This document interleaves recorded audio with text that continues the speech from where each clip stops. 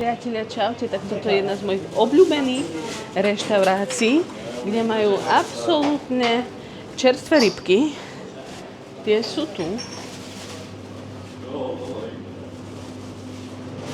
Tu je celkom bohatý výber rybiek.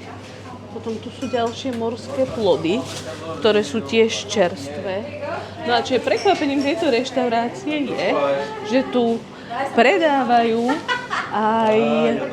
aj papáje, avokáda, teda také miestne veci, čo tu miestni vypestujú. Samozrejme, manga a citróny nesmú chýbať. Proste radosť navštíviť reštiku, ale majú tu zároveň aj celkom slušný výber rumov. Tuto. A milá teta. Tak sa na vás tešíme. Ja som Stanka z Cestovky Objavuj svet a robíme zájazdy v maličkých skupinách na Madeiru. Čauky.